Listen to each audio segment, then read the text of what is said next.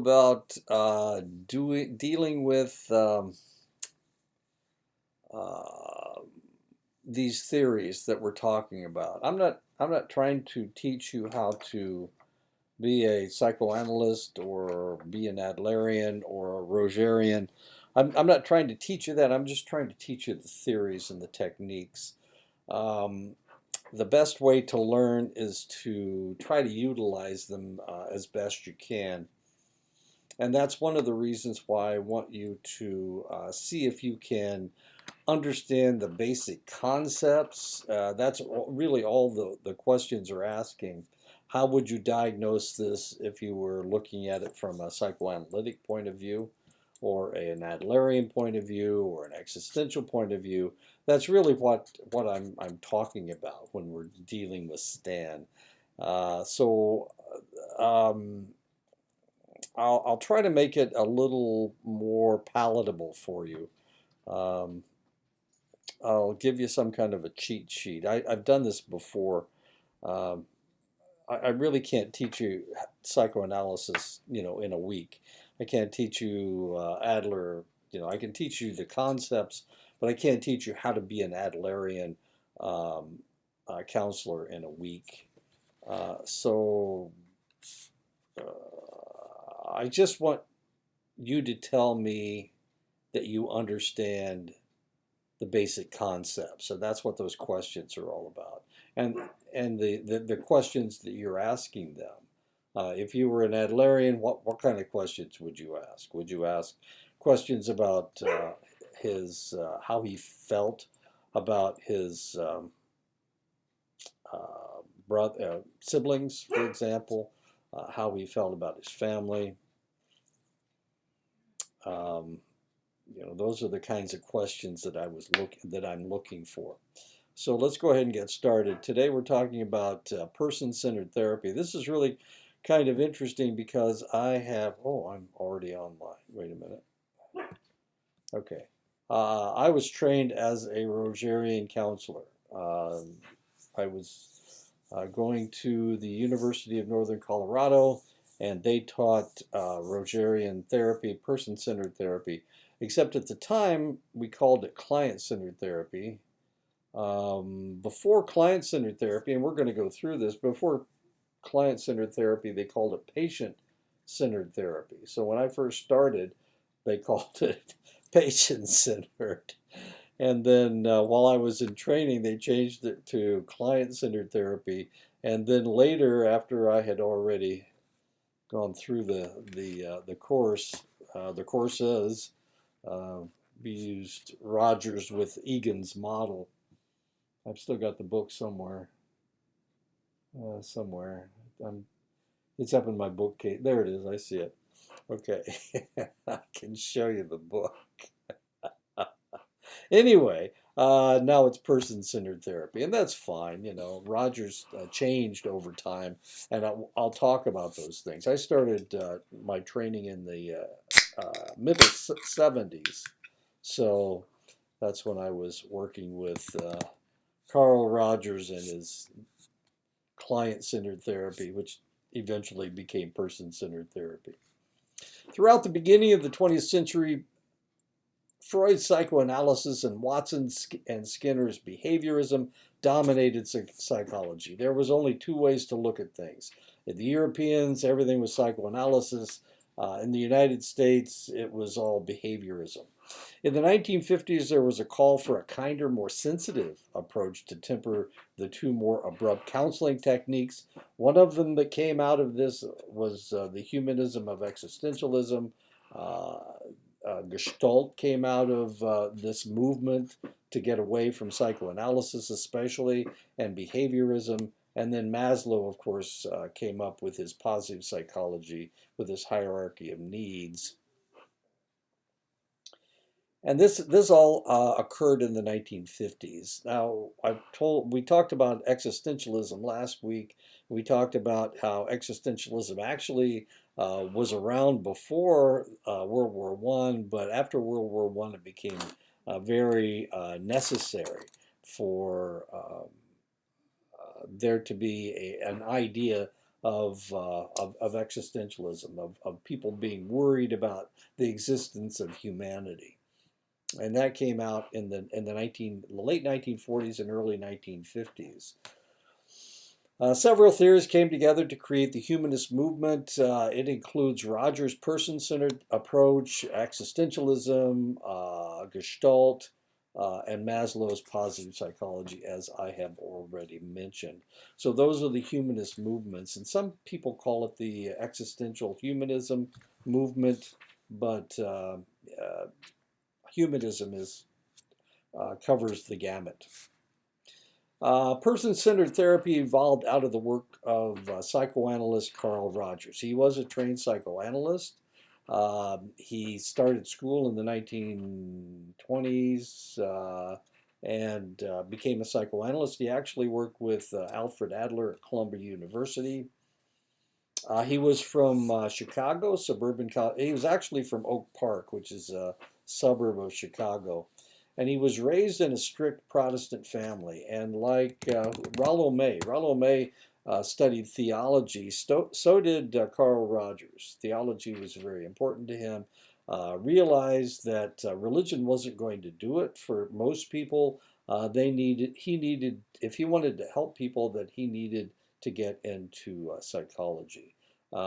Just like Rollo May, Carl Rogers is ordained, but he never worked as a ordained minister. But he does have a degree in theology. Did have a degree in theology. He died in 1987.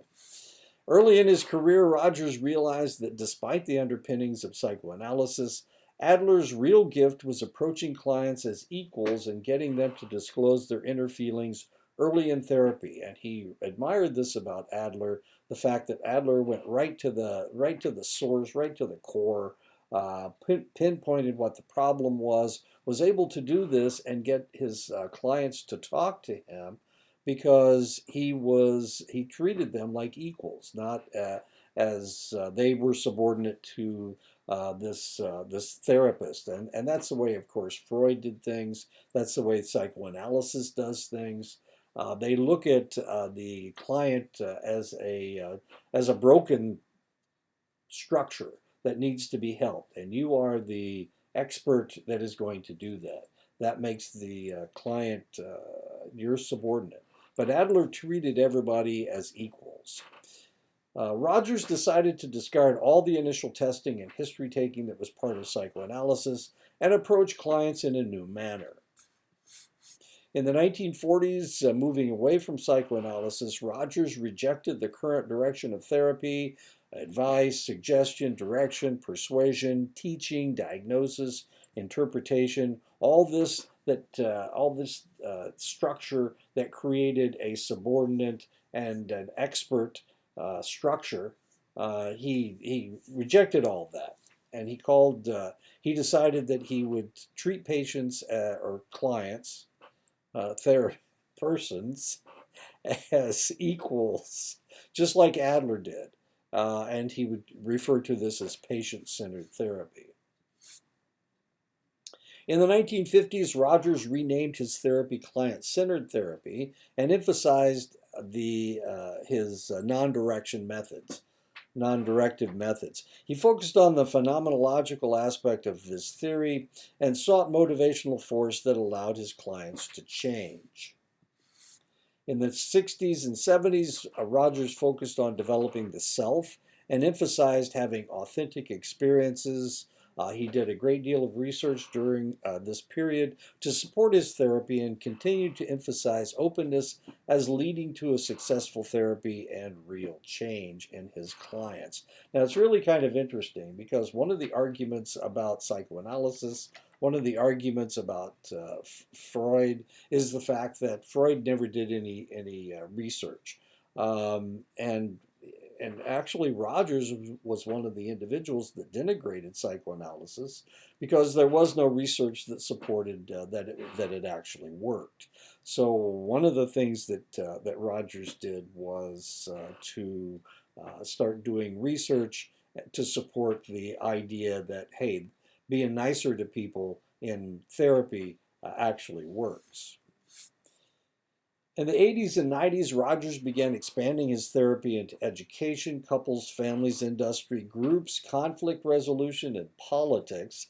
He relabeled his therapy person-centered therapy as it became a standard approach for therapy in this later time frame. And of course, when I was going to working on my graduate degree in counseling, Rogerian therapy was it. There was also Ellis and there was also Beck, but they had not coalesced into cognitive behavioral therapy yet. So Rogers, you either did behaviorism or you did psychoanalysis or you did the humanist movement under Rogers. And of course, as I told you before, we use we use Egan's model, which is very similar to the way that social workers learn therapy, learn counseling. Is they use Egan's model. They actually use Rogers as well, but they won't admit it because Rogers was a psychologist. So they just say, well, we treat everybody the same. And it is. It's a good type of therapy. In the 60s and 70s, humanism was sometimes partnered with existentialism as existential humanistic therapy. The two approaches tend to share a respect for the client's subjective experience, their uniqueness and individuality, and a trust in the client to make constructive and conscious choices. The two theories both emphasize freedom, choice, values, personal responsibility, autonomy, purpose, and meaning. There are lots of similarities between humanistic and existential theories. However, there are differences. Existentialism sees the client creating an anxiety of choosing to create an identity in a world that lacks intrinsic meaning. Existentialists acknowledge the stark realities of human experience, focusing on death, anxiety, meaninglessness, and isolation.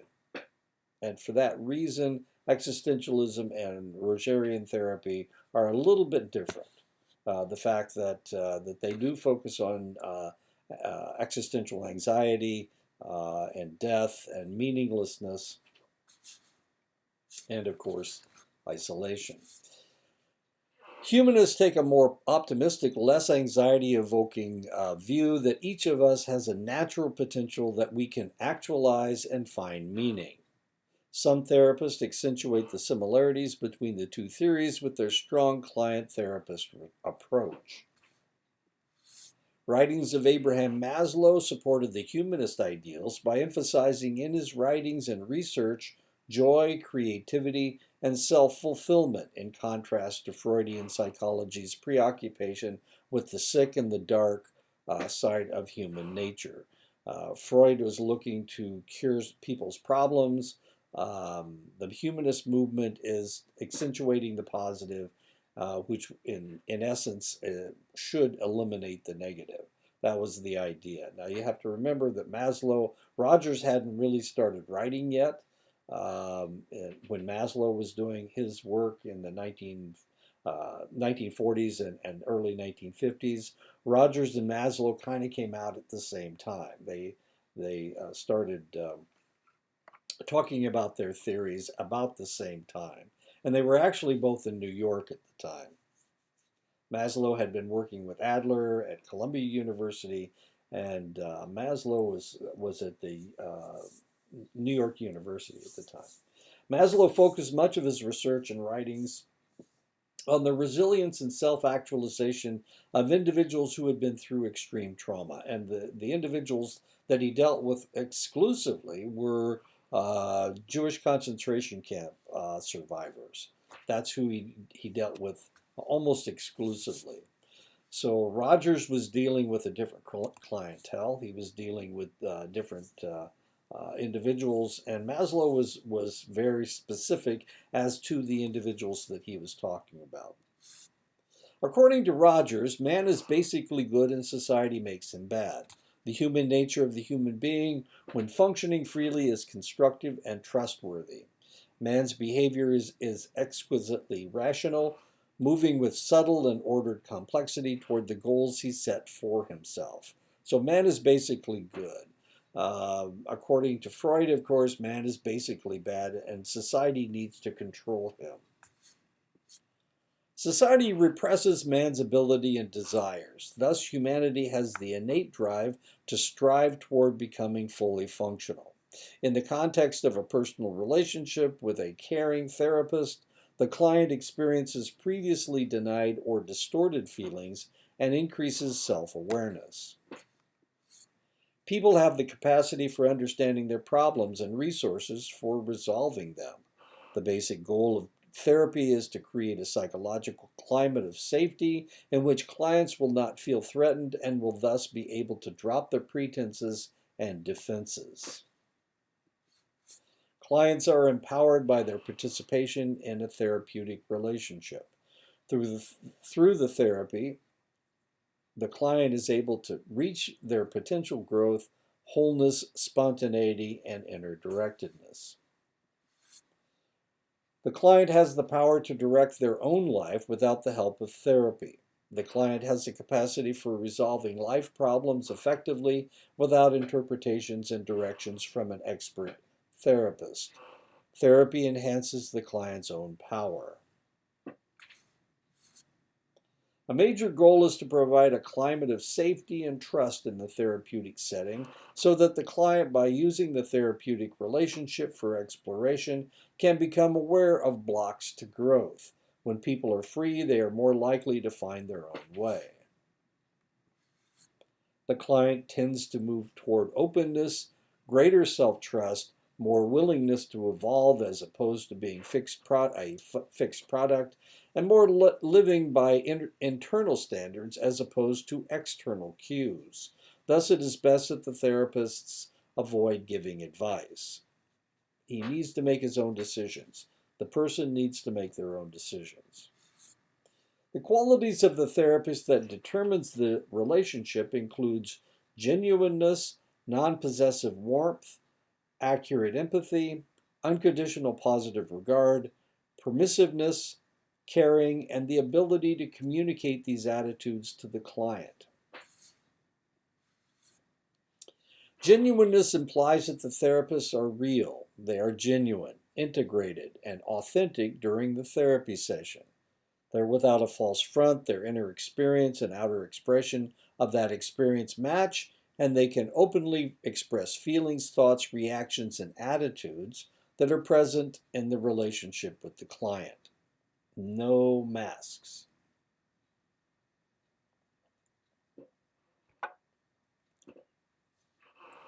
Through authenticity, the therapist serves as a model of a human being struggling toward greater realness. Being genuine might necessitate the expression of anger, frustration, liking, attraction, concern, boredom, annoyance, and a range of feelings in the relationship. This does not mean that the therapist should impulsively share all their reactions, for self-disclosure must also be appropriate and well-timed. Unconditional positive regard is a deep and genuine caring for the client as a person. The caring is unconditional. It is not contaminated by the evaluation of judgment of the client's feelings, thoughts, and behavior as good or bad. It is good that the therapist's caring be non-possessive. If the caring comes from their own need to be liked and appreciated, constructive change in the client is inhibited. Get one too many constructed, don't I? One of the main tasks of the therapist is to understand clients' experience and feelings sensitively and accurately as they are revealed in the moment-to-moment interaction during the therapy session. The therapist strives to sense clients' subjective experience, particularly in the here and now. The aim is to encourage clients to get closer to themselves, to feel more deeply and intensely, and to recognize and resolve the incongruity that exists within them. Empathic understanding implies that the therapist will sense the client's feelings as if they were his or her own without becoming lost in their feelings.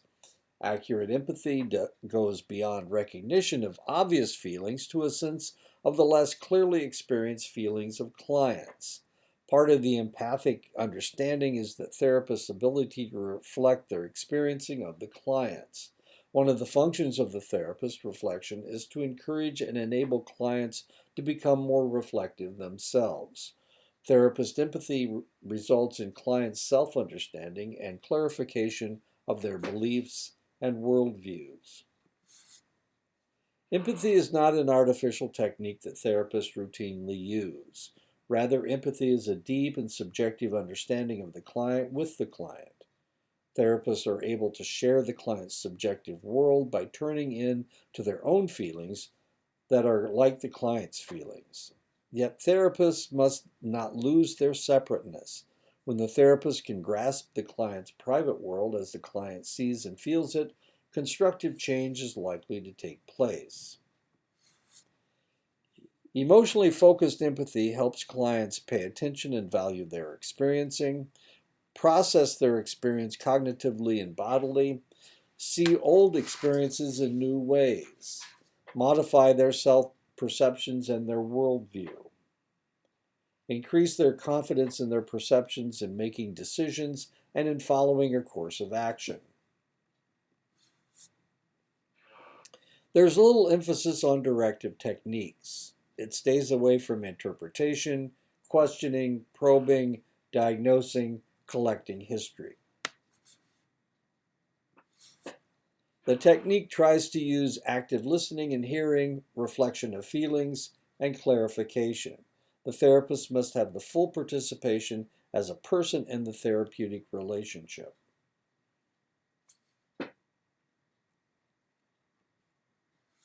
Client-centered therapy, I was supposed to say person-centered therapy. Person-centered therapy emphasizes understanding clients from an internal frame of reference. To do that, the therapist must be able to discriminate clients' feelings, hear accurately what messages they are sending, and reflect the deeper meanings that they are attempting to communicate. A common mistake that counselors make is to give a superficial reflection by merely repeating almost the same words that the client used. The therapist should be seeking the more subtle messages of a client. The therapist should always be seeking to reflect the deeper feelings the client is experiencing, but not actually saying. This is Minnie. Minnie says, so often I feel that I'm alone, that nobody cares about me. My husband doesn't seem to notice me. My kids only demand from me, and I just dread getting up in the morning. So what is Minnie experiencing?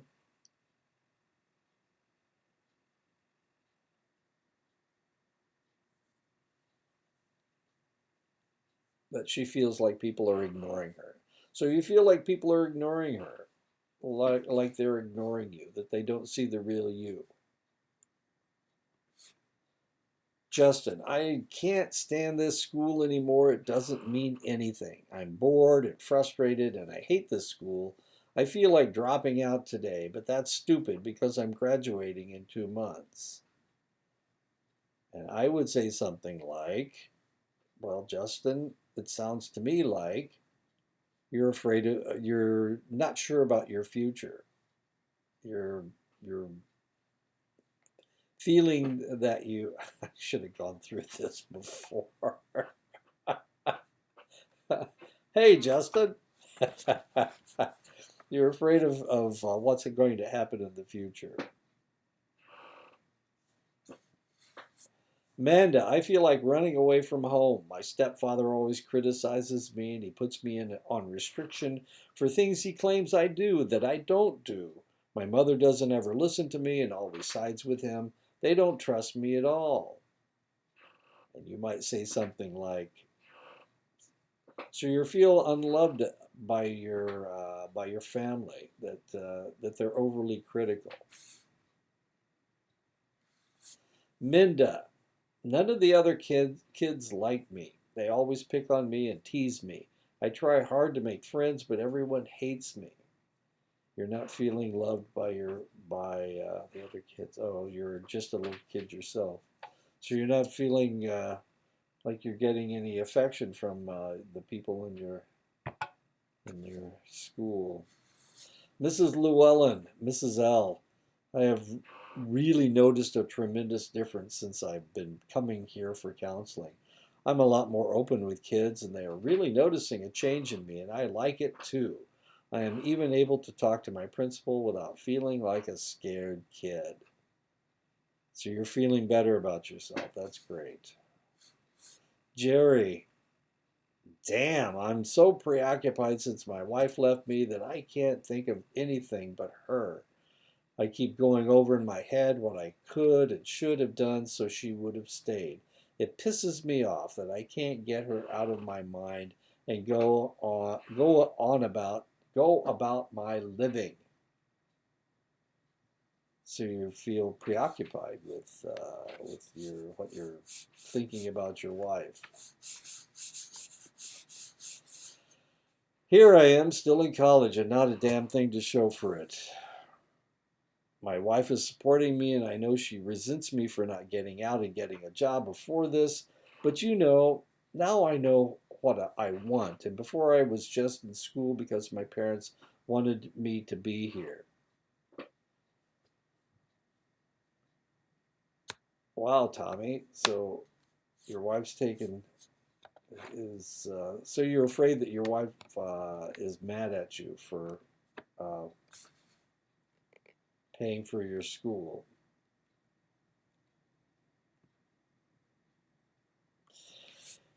Emotion focused therapy emerged as a person centered approach focusing on the emotion in human functioning. And this is according to Greenberg in 2014. This is Greenberg. He's still alive, by the way.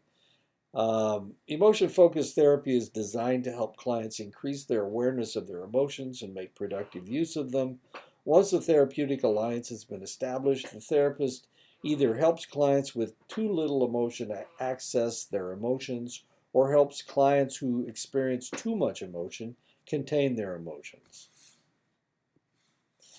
Emotion focused therapy emphasizes the importance of awareness, acceptance, and understanding the visceral emotions. Greenberg believes that our emotions cannot be changed merely by talking about them, understanding their origins, or by modifying our beliefs. The act of experiencing feelings and replacing old feelings with new positive feelings offers a corrective emotional experience. Wait a minute, let me check my messages.